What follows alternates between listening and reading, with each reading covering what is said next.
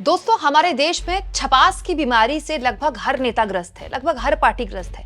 छपास माने हमारी खबर छप जाए, हमारी हेडलाइन छप जाए, वो भी फोटो के साथ, क्योंकि इससे जरिए पता चलता है कि नेताजी कितनी चर्चा में रहते हैं, नेताजी पर मीडिया की कितनी नजर रहती है और उसी से नेता का कद बढ़ता है। हाल के सालों में छपास की बीमारी ज्यादा बढ़ी है, क्योंकि हमारे मोदी जी स्वयं हर दिन कोई ना कोई ऐसा इवेंट करते हैं जिससे कि वो हेडलाइंस में रहें। लेकिन कई बार दोस्तों, ज्यादा बड़े दावे करना आपके लिए मुसीबत बन जाता है। अब वक्त आ गया है कि उन बातों के बारे में हम बात करें जिन पर प्रधानमंत्री मोदी बोल गए, लेकिन तब किसी ने कुछ कहा नहीं। क्यों? क्योंकि दौर छपास का था।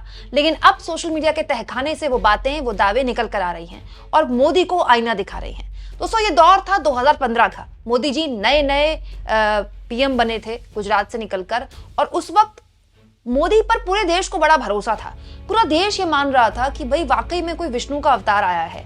आज जो लोग मोदी को पसंद नहीं करते या मोदी की विचारधारा पसंद नहीं करते, वो लोग जिन्होंने मोदी के खिलाफ शायद वोट दिया हो, वो लोग भी एक वक्त में मोदी को पसंद करते थे, क्योंकि हर कोई एक नई कोशिश, एक नई उम्मीद देख रहा था मोदी में। तो तब मोदी फेसबुक के दफ्तर गए थे। आपको याद होगा, मार्क जुकरबर्ग ने उनका इंटरव्यू लिया था। तब ये दौर 2015 का था। मोदी ने भारत की इकोनॉमी को लेकर देखिए क्या दावा कर दिया था। आज हम $8 ट्रिलियन इकोनॉमी है। मेरा ड्रीम है $20 ट्रिलियन इकोनॉमी में कन्वर्ट करने का। दोस्तों, प्रधानमंत्री मोदी ने 2015 में दावा कर दिया था कि भारत की इकोनॉमी $8 ट्रिलियन की है और उनका लक्ष्य है कि इसको वो $20 ट्रिलियन बना दें। अब दोस्तों, होता क्या है, सुनने में ये 8 ट्रिलियन 20 ट्रिलियन तो बड़ा जबरदस्त लगता है, हेडलाइन बन गई, अखबार में छप गया। पर सच्चाई आप भी जानते हैं, मैं भी जानती हूँ, और जब मोदी जी ये बोल रहे थे वो भी जानते थे, क्योंकि वो पीएम थे भाई। उनको पीएम बने 1 साल हो गया था, कि भारत की इकोनॉमी ना तब $8 ट्रिलियन है, ना ही अब $8 ट्रिलियन है। भारत की इकोनॉमी $4 ट्रिलियन के आसपास है, जो $5 ट्रिलियन हो जाएगी कुछ वक्त में, लेकिन अभी नहीं। दोस्तों, भारत की इकोनॉमी $4.3 ट्रिलियन है, राइट। अभी हमारी इकोनॉमी $5 ट्रिलियन भी नहीं हुई है। लेकिन 2015 में मोदी ने किस हिसाब से इसको $8 ट्रिलियन की बात बोल दी। मतलब छपास की बीमारी नेताओं की अपनी दावे, अपनी बातें, अपने कामकाज को लेकर हो सकती है, या अपने पूर्व के बचपन को लेकर हो सकती है, लेकिन भारत की अर्थव्यवस्था के आंकड़े पर इतनी बड़ी भूल पीएम कैसे कर सकते हैं? और अगर आपको लग रहा है दोस्तों कि ये भूल केवल एक बार हुई है, तो कांग्रेस पार्टी ने ये वीडियो शेयर कर दिया है जो ये बताता है कि मोदी ये भूल बार बार कर रहे हैं। जैसे 2024 में मोदी भारत की इकोनॉमी को लेकर एक दावा कर रहे थे, फिर 2025 में कुछ और दावा कर रहे थे, और फिर अमित शाह फिर कुछ और दावा कर रहे हैं। देखिए मोदी क्या कह रहे हैं। 2024 तक भारत को $5 ट्रिलियन की इकोनॉमी बनाने के संकल्प को सिद्ध करने में जुटे हैं। 2025 में $5 ट्रिलियन की अर्थव्यवस्था के निर्माण में योगदान देने के लिए समर्थ है, सक्रिय है। 2027 तक इस देश की इकोनॉमी को $5 ट्रिलियन की इकोनॉमी बनाना। मतलब $5 ट्रिलियन की इकोनॉमी बनाने को लेकर मोदी हर साल आगे खिसक रहे हैं, और फिर अमित शाह कह रहे हैं कि साल 2027 में बना देंगे। तो मोदी का टारगेट लगातार साल दर साल आगे खिसक रहा है। अब दोस्तों, मोदी ने एक और दावा किया है कि विकसित भारत का संकल्प हम 2047 तक लेंगे। तो मोदी के खुद के दावे भारत की इकोनॉमी को लेकर इतने अलग अलग हैं और हो रहे हैं, वेरी कर रहे हैं सार दल सार। तो भारत को विकसित भारत का संकल्प जो मोदी जी ने दिया है 2047 में, उस पर हम कैसे मोदी के संकल्प पर विश्वास करें? और जहां तक बात है दोस्तों $5 ट्रिलियन की इकोनॉमी बनाने में, अगर ये हो जाए, चाहे $8 ट्रिलियन की हो जाए या $20 ट्रिलियन की हो जाए, या मैं तो कहती हूँ 2047 क्या, हम तो इसी साल विकसित भारत बन जाएं। ये आपके मेरे हित में है। हम सब चाहेंगे ये सब कुछ हो। क्यों? क्योंकि इससे आपकी मेरी रोजगार प्रभावित नहीं होगा, हमारे घर में आमदनी आती रहेगी, हमारे बच्चे अच्छे स्कूलों में पढ़ेंगे, सड़कें दुरुस्त होंगी, कानून व्यवस्था अच्छी होगी। क्योंकि देश की इकोनॉमी अच्छी होती है तो देश विकास में तत्पर दौड़ता है। और दोस्तों, देश विकसित होगा तो हम सब के लिए भला है, ये हमारी आने वाली नस्लों के लिए भला है। लेकिन इसमें अभी बहुत दूर की कौड़ी है दोस्तों। इंडियन एक्सप्रेस की इस खबर को गौर से पढ़िए, अगर आपको मौका लगे तो जरूर पढ़िएगा। ये अभी कुछ दिन पहले की खबर है 28 मार्च की, जिसमें बताया गया है कि भारत बहुत जल्द जापान को टेक ओवर कर लेगा। जापान इस वक्त तीसरी सबसे बड़ी इकोनॉमी है और भारत पांचवी सबसे बड़ी इकोनॉमी है। दोस्तों, भारत की इकोनॉमी जो है वो 4.3 ट्रिलियन डॉलर है और जापान की इकोनॉमी जो है वो 4.4 ट्रिलियन डॉलर है। तो भारत जिस तरह से आगे बढ़ रहा है, ये माना जाएगा बहुत जल्द कि हम एक पायदान और आगे बढ़ गए और हमने जापान को पीछे छोड़ दिया, जैसे हमने ब्रिटेन को पीछे छोड़ा था। अब देखो, सुनने में हमें कितना अच्छा लग रहा है ना, हमने जापान को पीछे छोड़ दिया। जापान वो कंट्रीज हैं, वो देश है जिनके लिए कहा जाता है कि ये फ्यूचर में जीती हैं। जापान हो, साउथ कोरिया हो, पहले हमने ब्रिटेन को पीछे छोड़ा, अब हम जापान को पीछे छोड़ देंगे। लेकिन ये महज बोलने की बातें हैं दोस्तों, क्योंकि जापान और हमारी इकोनॉमी में बहुत फर्क है।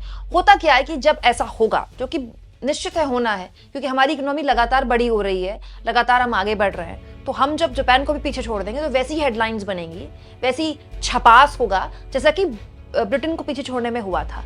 लेकिन हमारी इकोनॉमी की सच्चाई अलग है। कितनी अजीब सी बात है दोस्तों, कितना बड़ा विरोधाभास है कि वो देश 5 ट्रिलियन इकोनॉमी का दम भर रहा है, उस देश के प्रधानमंत्री लगातार 5 ट्रिलियन इकोनॉमी को लेकर लगातार अपने दावे अलग अलग तरह के कर रहे हैं, जिस देश में 80 करोड़ लोग सरकार के मुफ्त राशन पर पलते हैं। मतलब मुझे ऐसा लगता है कि किसी भी सरकार के लिए बड़ी शर्म की बात है कि उस देश के 125 करोड़ लोगों में से आधे से ज्यादा आबादी अगर सरकार खाना ना दे तो भूखी मर जाए। जिस देश में दोस्तों लाडली बहन जैसी 2100-1500 रुपए देने वाली योजना के नाम पर किसी पार्टी को वोट मिल जाता है और वो जीत जाती है, उस देश की सरकार किसी 5 ट्रिलियन इकोनॉमी की हेडलाइन पर खुश कैसे हो सकती है? दोस्तों, अभी एक आंकड़ा, एक रिसर्च रिपोर्ट ने, एक स्टडी ने जारी किया था जिसमें बताया गया था कि 100 करोड़ लोगों के पास इस देश में इतना पैसा नहीं है कि वो अपना जितना भी कमा रहे हैं उसको खर्च करने के बाद कुछ एक्स्ट्रा पैसा मार्केट में लगा दें। कोई गाड़ी खरीद लें, कोई घर खरीद लें, कोई नया बिजनेस सेटअप कर लें। उनके पास इतना पैसा ही नहीं है। वो जो कमाते हैं रोज का रोज उसमें खर्च कर देते हैं। 100 करोड़ लोगों की आबादी है ये। 125 करोड़ के देश में 100 करोड़ लोगों की आबादी सिर्फ कमा रही है और खा रही है, बचा भी नहीं पा रही है। और सोचिए, उस देश के प्रधानमंत्री 5 ट्रिलियन इकोनॉमी को लेकर लगातार बयानबाजी बदल रहे हैं। 2015 में कह रहे हैं 8 ट्रिलियन हो गई और उसके बाद 24 में आके कह रहे हैं 25 में हो जाएगी, फिर कह रहे हैं 25 में हो जाएगी और अमित शाह कह रहे हैं 27 में हो जाएगी। मैं कहती हूं दोस्तों, इस साल भी हो जाए, अगले महीने हो जाए, इसी महीने हो जाए, तो क्या हमारे लिए जश्न की बात है? तब जब लगातार जो संकेत मिल रहे हैं वो डरावने हैं। दोस्तों, देश के पूर्व वित्त मंत्री और इकोनॉमी के बहुत गहरे जानकार पी चिदम्बरम ने एक बहुत डराने वाली बात कही है। पी चिदम्बरम ने कहा है, अगर भारत सरकार ने ट्रंप के टैरिफ के मुद्दे पर कोई ठोस कदम नहीं उठाया तो देश की अर्थव्यवस्था अगले 3 से 6 महीने में बर्बाद हो सकती है। इस पर सरकार को निश्चितता के साथ काम करना चाहिए। और दोस्तों, पी चिदम्बरम जिस टैरिफ का जिक्र कर रहे हैं वो 2 दिनों में लगेगा क्या नहीं लगेगा इसके बारे में फैसला हो जाएगा, क्योंकि 2 तारीख मुकर्रर की है ट्रंप ने। अभी कुछ दिन पहले ट्रंप ने मोदी की बड़ी तारीफ भी की है, जो कि वो लगातार कर रहे हैं, मोदी को बगल में खड़ा करके भी कर देते हैं। लेकिन उस तारीफ के बाद भी वो भारत की आलोचना करते हैं, कहते हुए कि भारत टैरिफ बहुत लगाता है। अभी तक ट्रंप की तरफ से ना तो कोई बयान आया है, ना ही कोई संकेत मिले हैं कि क्या 2 तारीख को जो रेसिप्रोकल टैक्स लगने वाला है, जैसे को तैसा टैक्स, उस पर कोई रियायत अमेरिका देने वाला है या फिर नहीं देने वाला है। ऑलरेडी कई सामानों पर टैक्स या फिर टैरिफ अमेरिका बढ़ा चुका है, जैसे स्टील हो, चाहे एल्यूमिनियम हो या फिर फार्मास्यूटिकल्स हो। इसके अलावा भी कई ऐसे सामान हैं जो कि बजट से पहले और बजट के दौरान सरकार ने ऑलरेडी उसमें टैरिफ खत्म कर दिया है। तो ये सब किसका नुकसान है? ये भारत सरकार का नुकसान है। भारत सरकार का पैसा कहां से आता है? मामा के घर से नहीं आता है, आपका मेरा टैक्स पेयर का पैसा है। इस देश में जो आदमी टैक्स भर रहा है वो भी टैक्स भरता है, और जो मजदूर 5 रुपए का बिस्किट का पैकेट खरीदता है वो भी टैक्स भरता है, क्योंकि जीएसटी इस देश में दूध से लेकर दही, पॉपकॉर्न से लेकर हर चीज में है। जो गाड़ी आपको बड़े आराम से 15 लाख में मिल जानी चाहिए, वो गाड़ी जीएसटी लगते लगते 20 लाख की हो जाती है। मतलब एक आदमी हर दिन कितना टैक्स भर रहा है? नॉर्मल वो साल में एक बार टैक्स भरता है, उसके अलावा भी हर दिन के सामान में, हर दिन के बिल में वो टैक्स भर रहा है। टैक्स का अतः संसार इस देश की सरकार ने खड़ा कर दिया। लेकिन हमको दिलासा देने के लिए क्या कहा जा रहा है? अब हम 4थी सबसे बड़ी इकोनॉमी बन जाएंगे, अब हम 5वीं सबसे बड़ी इकोनॉमी बन जाएंगे। मैं कहती हूं दोस्तों, मोदी जी ने तो जो 2015 में बोला, उनके मुंह में घी शक्कर। भगवान करे इसी साल बन जाए 8 ट्रिलियन डॉलर की इकोनॉमी। लेकिन अगर 8 ट्रिलियन डॉलर की इकोनॉमी बनने के बाद भी हमारे देश के 80 करोड़ लोगों को मुफ्त राशन की जरूरत पड़ती है, तो फिर इस देश और समाज के लिए सोचने की जरूरत है कि हम किस तरह की इकोनॉमी खड़ी कर रहे हैं।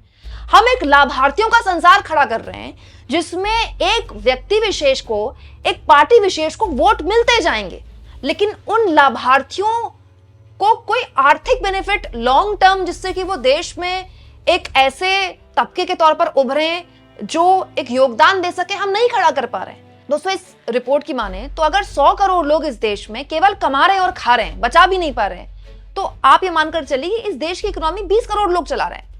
उन्हीं के लिए गाड़ियां चल रही हैं, उन्हीं के लिए गाड़ियां बिक रही हैं, उन्हीं के लिए घर बन रहे हैं, वही घर खरीद रहे हैं, वही जोमेटो से खाना ऑर्डर कर रहे हैं, वही रेस्टोरेंट्स में जा रहे हैं, वही पीवीआर जा रहे हैं। मतलब ऑलमोस्ट करीब 20 करोड़ की आबादी है जो ये मार्केट चला रही है, क्योंकि बाकी की 100 करोड़ की आबादी तो केवल खा रही है और कमा रही है।